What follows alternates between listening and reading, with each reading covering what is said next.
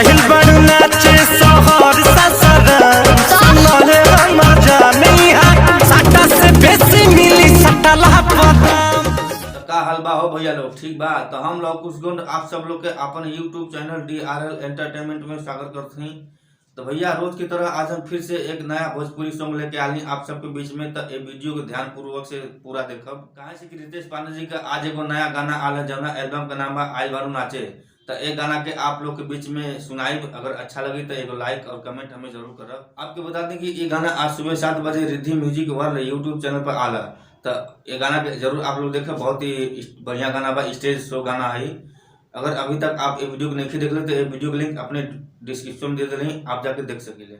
और हाँ, एक बात और आपको बता दें कि अगर आप हमारे चैनल पर पहली बार आ रहे हैं तो जो नीचे दिले लाल बटन होकर दबा के आल वाले बेल आइकन प्रेस कर दें, ताकि जब भी हम भोजपुरी से कोनो भी लेटेस्ट या ओल्ड सॉन्ग लेके आए तो सबसे पहले आप तक को नोटिफिकेशन जाए। कैसे कि भैया हम अपने यूट्यूब चैनल पर एक से बढ़कर एक भोजपुरिया धमाका लेके आल कर ले हर रोज आपके मनोरंजन खातिर।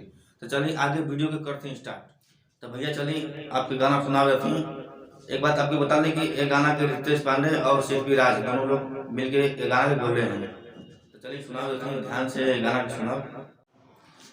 इन्हें ओने टच का करेला बदनिया आइल बानी नाचे हई ना तो हर कनिया। इन्हें ओने टच का करेला बदनिया आइल बानी नाचे हई ना तो हर कनिया। पिस्टल दिखा के तू जनी ऐठा जा, स्टेज से हट के बैठा, दूरही से देहल कर बबुआई ना। आइल बारू नाचे शहर ससराम सुनाए हमर जान, इहाँ सट्टा से बेसी मिली सटला के दाम। आइल बारू नाचे शहर ससराम सुनाए हमर जान, इहाँ सट्टा से बेसी मिली सटला के दाम।